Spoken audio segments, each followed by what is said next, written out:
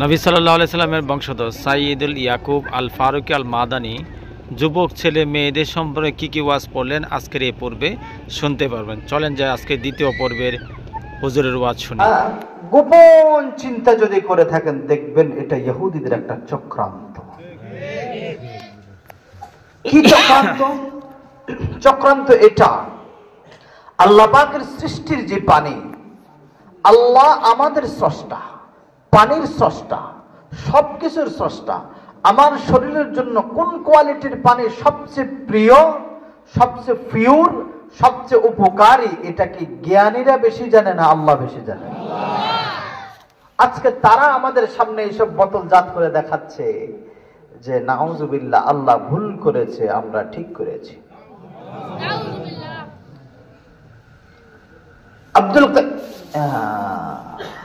ইবনুল কাইয়্যিম জাওজি রাহমাতুল্লাহ আলাইহি জাদুল মাআদ নামক কিতাবে লিখেছে, ইনসান যত মাটির সাথে, মাটির দ্রব্যের সাথে যত মিশে থাকবে তার শরীরে রোগ তত কম হবে।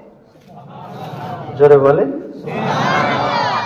কেননা আমাদের শরীর মাটির, কান মাটির, চোখ মাটির, গাল মাটির, বলেন জিহ্বা দাঁত মাটির, হাড়গোড় মাটির, সব অঙ্গ, শুধু একটা অঙ্গ ব্যতীত রূহ, আর সব অঙ্গ মাটির। আমাদের প্রত্যেকটি খাবার আসে মাটির থেকে। প্রত্যেকটি খাবার আসে কোথা থেকে? এই যে যার মাধ্যমে এখন কথা বলছি এটাও মাটির অংশ বিশেষ। ক্রিয়া প্রক্রিয়ায় এখানে এভাবে স্থান হয়েছে, কিন্তু আসছে মূল ধাতু মাটির থেকে। কিসের থেকে আসছে? এখানে প্লাস্টিক আছে, প্লাস্টিকটাও মাটির থেকে। কেননা প্লাস্টিকের জন্য যে গাছ হয়, গাছটাও মাটির উৎপাদন। সুবহানাল্লাহ। কি অস্বীকার করতে পারবেন? এই জন্য আপনার আমার দরকার মাটির প্লেট, মাটির পাতিল, মাটির গ্লাস, মাটির পাত্র, মাটি জাতীয় খাবার, বিভিন্ন ধরনের কারিকুলাম সিস্টেম করে যে খাবারটা সামনে আসে, এটার দ্বারা মানুষের উপকার নাই। যে গজা বেশি সৃষ্টি করেন সেই গজা বেশি খাওয়া, আলু, মরিচ, চাল, ডাল, এটাকে প্রক্রিয়াজাত নয়, স্বাভাবিক জাতে। আগে যে চাক্কিতে পিষত সেটা ছিল আমাদের ঐতিহ্য, এখন যে মেশিনে ভাঙায় সেটা হলো আমাদের মেরুদণ্ড ভাঙার মাধ্যম। আজকে মানুষ চায় কোন মেশিনে চাল বেশি সাদা হয়? যেই জিনিস যত ধবধবা এই জিনিস তত ধোঁকাবাজ। মানুষের দিকে তাকান, যে মানুষগুলা বেশি চকচকা সুন্দর এই মানুষগুলার অন্তর তত 2 নাম্বার। আল্লাহ জানে। আজকে প্রত্যেকটা ঘরে মেয়েদেরকে, মেয়েরাও চায়, ছেলেরাও চায় খুব পকপকা হতে, চকচকা হতে। দুর্ভাগ্যের বিষয় কি বলবো, রোগ বেশি হওয়ার কারণে এখন কালো আর সাদা নাই, সবাই রোগে ভরা। বরং সুলাইমান আলাইহিস সালাতু ওয়াস সালামের একটা কথার দিকে তাকাইলে আরো বেশি ভয় লাগে। আপনাদের মনোযোগ কি শেষ হওয়ার দিকে নাকি? আমি তো শুরুই করি নাই। শুরু করার আগেই যদি শেষ হয়ে যায় তো বড় বিপদ। ঘন্টাখানেক চলবে তো না? সবাই রাজি তো ইনশাআল্লাহ? সুলাইমান আলাইহিস সালাতু ওয়াস সালামের নিকটে হুদহুদের বিরুদ্ধে মামলা দায়ের করেছেন জনাব কাউয়া সাহেব। আবার ওবায়দুল কাদেরের দিকে যাবেন না, কাউয়া সাহেব, কাক কাক চেনেন তো? আমি একটা পয়েন্টে যাচ্ছি। হুদহুদের বিরুদ্ধে আপিল দায়ের করলো। তার উদ্দেশ্য, কাউয়ার উদ্দেশ্য হলো সে পাখি রাজ্যের রাজা হবে। আর সুলাইমান আলাইহিস সালাতু ওয়াস সালাম পৃথিবীর রাজা সমূহের ভিতরে একক রাজা, যিনি মানুষ থেকে শুরু করে প্রত্যেকটি প্রাণীর উপরে রাজত্ব করার যোগ্যতা দিয়ে দিয়েছেন আল্লাহ পাক। জোরে বলেন সুবহানাল্লাহ। আরো জোরে বলেন সুবহানাল্লাহ। যিনার রাজত্ব বাতাসের উপরে, পানির উপরে, বৃষ্টির উপরে, মেঘের উপরে, মাছের উপরে, প্রত্যেকটি প্রাণীর উপরে যার রাজত্ব ছিল, আল্লাহর সুলতানের মোটামুটি কামিজলি একটা শিকিল, নমুনার একটা অংশ বিশেষ, তিনি হযরতে সুলাইমান আলাইহিস সালাতু ওয়াস সালাম। তিনি পাখি জাতির ভিতরে পাখিদের রাজা, পাখিদের মন্ত্রী বানিয়েছেন হুদহুদকে। কাকে? হুদহুদ পাখিকে। কিন্তু কাউয়ার এটা সহ্য হয় নাই। আবার আরেকটা জিনিস, হায়াতুল হায়াওয়ান নামক কিতাবে লিখেছে পৃথিবীতে আল্লাহ যত প্রাণী বানিয়েছেন সবচেয়ে দীর্ঘ হায়াতি প্রাণীর নাম কাউয়া। কে? ওখানে লিখেছেন, সত্য মিথ্যা আল্লাহ ভালো জানেন, বড়রা যাচাই করেই লিখেছেন, তুলুত তাজারব ইনদাল আকল হিসেবে বলছি, যে কাউয়ার নাকি সর্বনিম্ন হায়াত ১৫০০ বৎসর। সুবহানাল্লাহ। গড়ে গড়ে হায়াত, কিছু মরে না এমন না, গড়ে যে একটা হায়াত আছে, হায়াতের গড়ে হায়াত সর্বনিম্ন কত যেন বললাম? হ্যালো স্মল, একটু খেয়াল করুন, একটু খেয়াল করুন, তোমরা খেয়াল করো, শোনো, হয়তো ছোট ছোট কথা তোমাদের মনে থাকবে, একসময় বলতে পারবা। হ্যাঁ, খেয়াল দিয়ে শোনো, তোমরা আগামী দিনের তোমরা প্রজন্মের বড় কিছু হতে পারবে। এখন ছোট কালটাও সুন্দর করে তোলো, ঠিক আছে? হ্যাঁ বাপুরা, পারবে তো? খেয়াল দিয়ে শোনা, মাশাআল্লাহ, অনেক সোনামণি এখানে। আল্লাহু আকবার কাবীরা। আপনাদের খেয়াল আছে তো না? আমি একটা পয়েন্টে যাব, পয়েন্ট যেয়ে আবার রিটার্ন অন্য জায়গায় চলে যাব। একটু আগে সাদাদেরকে বলেছি, তো এখন কালাদেরকেও বলা লাগছে, তাই বলছি। আল্লাহ আল্লাহ আল্লাহ আল্লাহ আল্লাহ, এটা আমারটা বলছি এমন না, আমি কাউকে আঘাত করছি তাও না, নবীদের চরিত্র দিয়ে বোঝাচ্ছি। কাউয়া হযরতে সুলাইমান আলাইহিস সালাতু ওয়াস সালামের নিকটে যেয়ে বলছে, হযরত সুলাইমান, ওই দিন হুদহুদ ছিল না, হুদহুদ গিয়েছে ওই বিলকিসের সে সিংহাসনে। কোথায় গিয়েছে? বিলকিস, যার সাথে হযরতে সুলাইমানের পরবর্তীতে বিয়ে বন্ধনও হয়েছে। বিলকিসের সিংহাসনে গিয়েছে। কাউয়া এই সুযোগে আদালতে মামলা দায়ের করে দিয়েছে, হুজুর, কি আজকে তো জনসভার ভিতরে হুদহুদকে দেখা যাচ্ছে না, কোথায় গেল? তো হযরত সুলাইমান বলছে, হয়তো কোনো কাজে আছে। কাউয়া বলছে, না, কোনো কাজে নাই, আপনার হুদহুদ তত ভালো না, আপনি তাকে কেন মন্ত্রী বানিয়েছেন? সে আমার কাছে যোগ্য লেগেছে তাই মন্ত্রী বানিয়েছি। কাউয়া বলছে, হুজুর, আজকে সে আপনার মন্ত্রিসভায় আসছে না, এটা তো আপনার সাথে এক ধরনের গাদ্দারি করেছে। এখন মন্ত্রিসভা চলছে, সংসদ চালু হয়ে গেছে, এই মুহূর্তে আপনার ওয়ার্ডার ছাড়া সে থাকবে না, এটা তো হতে পারে না। এটা কিভাবে হলো? এটা আমরা মেনে নিতে পারি না। হযরত সুলাইমান রাগান্বিত হয়ে বলছে, যদি হুদহুদ আসার পরে উল্লেখযোগ্য কোনো জিনিস আমাকে না বলতে পারে, আমি তাকে হত্যা করে দেব। কাউয়া তো কি খুশি, কি খুশি, কাউয়ার গোষ্ঠী কি খুশি, আমি মন্ত্রী হব, আমি এমপি হব, কি লোভ তার।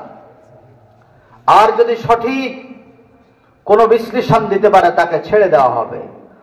দেখবেন চোর সিটিং বাটপারদের মনে যদিও লোভ থাকে, কিন্তু এরা আসলে বাস্তবতায় তারা তলা ফুটা থাকে। কি ফুটা থাকে? এরা দেখবেন খুব বাকশক্তিতে, খুব এখনো দেখবেন আপনার ঘরে, আপনার ভাইদের ভিতরে পাবেন, আপনার ঘরের বহু শিক্ষিত পাবেন, পাবো খেয়াল করো বাদ না কর না, আপনার ঘরের খুব আপন আপন লোক, খুব কথায় পটু, কিন্তু তাদের প্রত্যেক পটুটার ভিতরে মূর্খতা রয়েছে। সে আপনাকে শাসন করে, কিন্তু আপনার শাসন মানে না। আপনি তার কথায় কথায় কেন মানছেন না, প্রেশার ক্রিয়েট করে, কিন্তু আপনাকে যে মানতে হবে এই ইতস্ততা, এই বোধ তার নাই। এটাই তার অজ্ঞতার শ্রেষ্ঠ অজ্ঞতা। ওই কাউয়ার লোভ আছে কিন্তু জ্ঞান নাই। লোভ আছে কি নাই? আসছে হযরতে হুদহুদ। কাউয়া তো খুশি, খুব বাগবাগ, আজকে হুদহুদের মাথা পড়ে যাবে। হুদহুদের রাগান্বিত অবস্থা হযরতে সুলাইমান পুরা কিসসা শুনলেন। এখন দেখছে কাউয়ায়, হায় হায়, আটকাতে তো পারলাম না। তখন চট করে নতুন আর একটা কথা বের করে দিয়েছে, হুজুর, কি তাকে আপনি কেন এমপি বানাইলেন, তার কি কি যোগ্যতা আছে?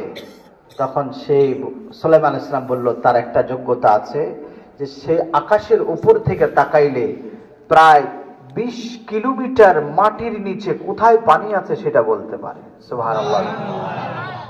কাউয়া এই সুযোগে একটা গ্রহণ করেছে, হুজুর, আমি তো তাকে শতবার দেখেছি মানুষের জালে আটকা পড়ে যায়। যেই ব্যক্তি এত উপর থেকে মাটির নিচের পানি দেখে, সে জালে আটকিবে কেন? তার যুক্তি দেখবেন, যারা কথায় বেশি বেশি যুক্তি দেয় বড়দের সাথে, এগুলা বেয়াদব, গাদ্দার, বেঈমান।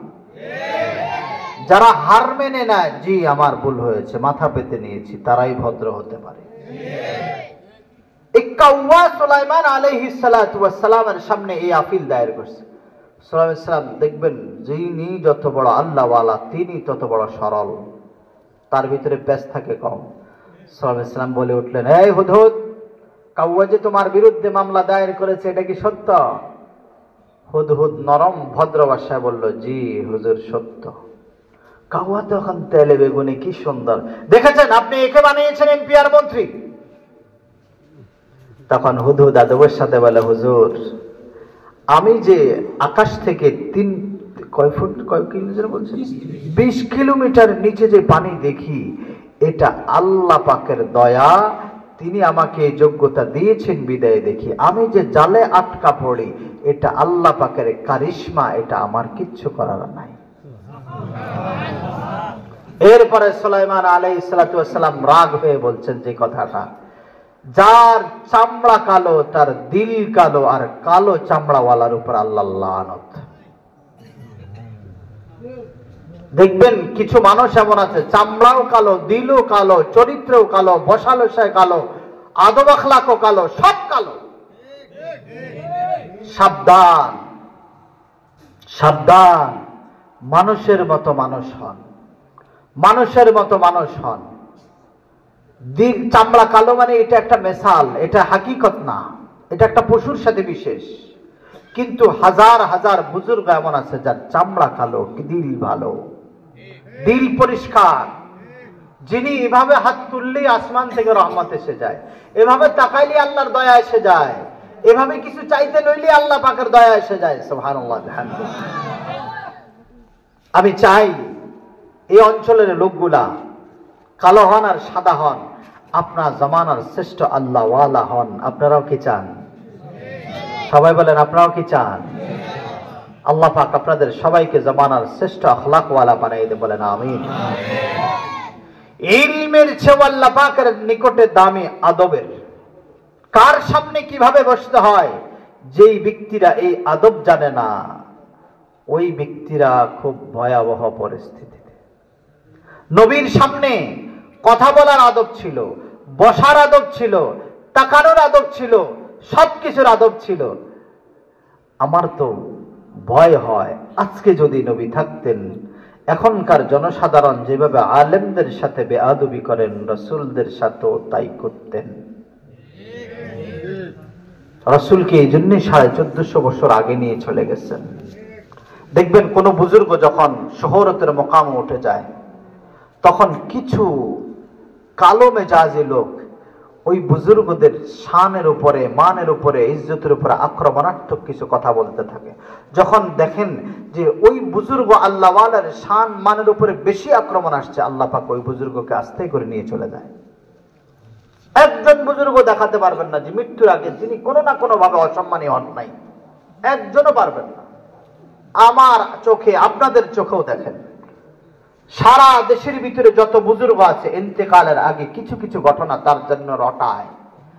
আর রটানোর ভিতরে সর্বপ্রথম প্রত্যেক নবীর ব্যাপারে এটা হয়েছে, প্রথম নম্বর চরিত্রের উপর আঘাত দেয় এক জাতি। আরে স্বয়ং সুলাইমান আলাইহিস সালামের ব্যাপারে কারুন মহিলা ভাড়া করেছে, সুলাইমানের বিরুদ্ধে চরিত্রের উপর আঘাত করে, আঙ্গুল ইশারা করে কিছু করার জন্য। আর আল্লাহ পাক তিনার পবিত্রতা, ওই মহিলা যাকে ভাড়া করা হয়েছে তার মুখ থেকে হযরত সুলাইমানের সম্মাননা প্রকাশ দিয়েছেন। ওই মহিলা যাকে হাজার হাজার মানুষের সামনে টাকা দিয়ে বলা হয়েছে, কারণে বলেছিল তুমি হাজার মানুষের সামনে হযরত মূসার বিরুদ্ধাচারণ করে বলবে মূসা আমার সাথে অপকর্ম করেছে, বলেন নাউযুবিল্লাহ।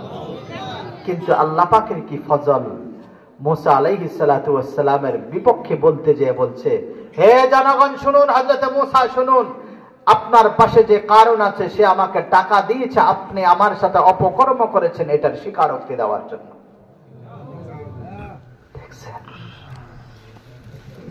এখনো সমাজের বহু আলেমদের বিরুদ্ধে প্রথম যে তকমাটা উঠায় সেটা চারিত্রিক তকমা উঠায়, এরপরে ঘাটে ঘাটে বিভিন্ন তকমা উঠায়।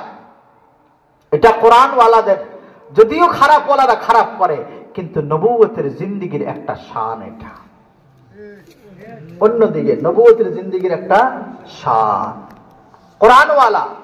আমি যে প্রথমে আয়াতে কারিমা পড়েছিলাম, لقد من الله على المؤمنين إذ بعث فيهم رسولا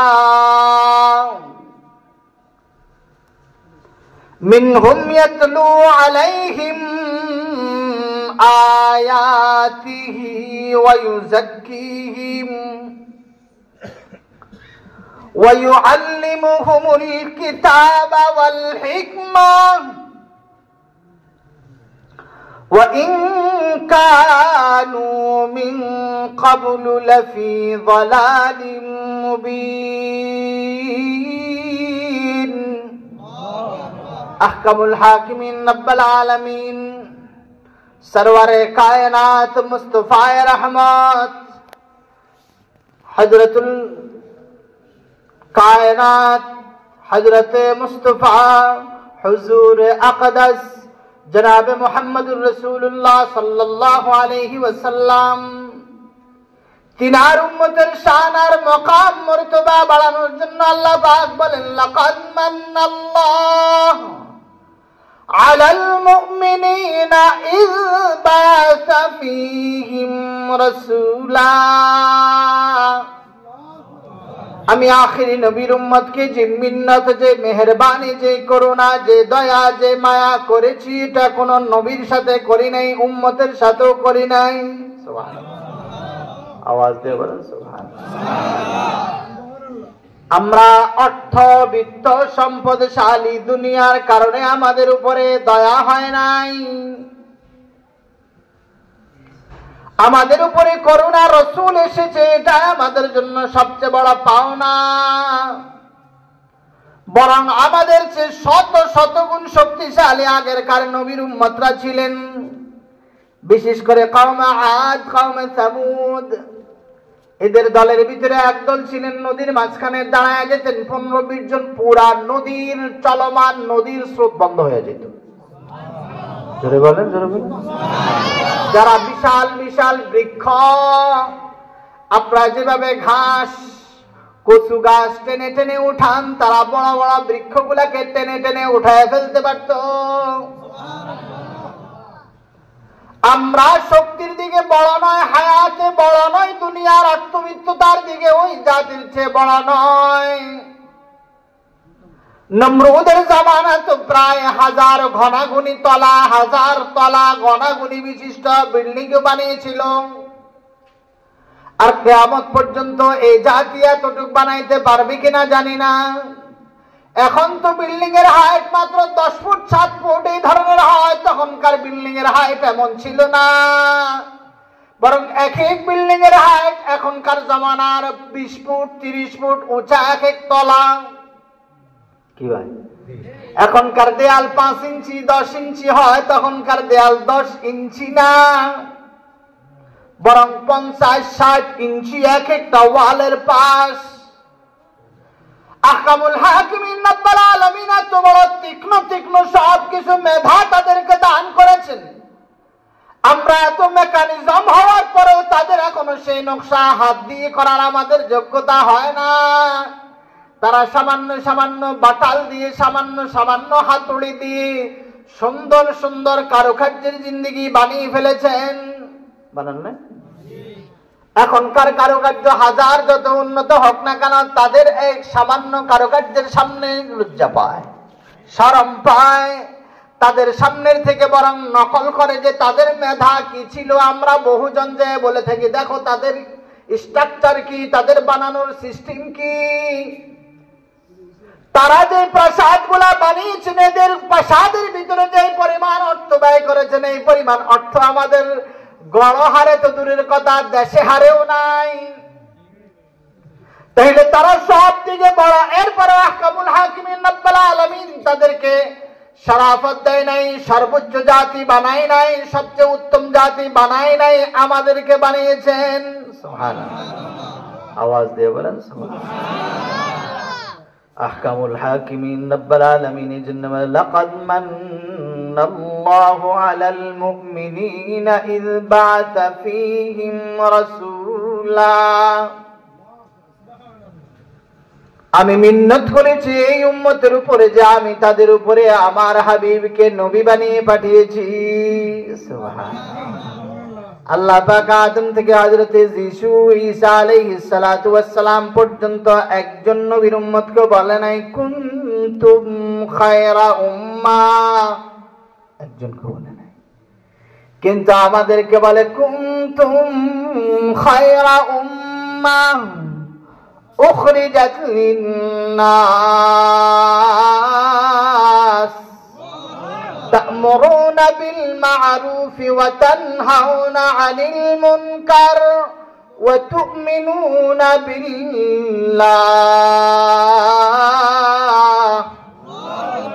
আমাদের দাম বেশি, আমরা হাবিব পেয়েছি, আমাদের দাম বেশি, আমরা রাসূল পেয়েছি, আমাদের দাম বেশি, আমরা আখিরি নবী পেয়েছি, আমাদের দাম বেশি, আমরা শেষ নবী, এমন শেষ নবী যার পরে আর কোন নবী আসবে না, এমন নবী পেয়েছি। আমাদের দাম বেশি যিনি নবীদের নবী, নবীদের ইমাম, নবীদের সবচেয়ে বড়, নবীদের ভিতরে শ্রেষ্ঠ, যিনাকে ইমামুল মুরসালিন বলা হয়, যিনাকে ইমামুন নবিয়্যিন বলা হয়। সুবহানাল্লাহ।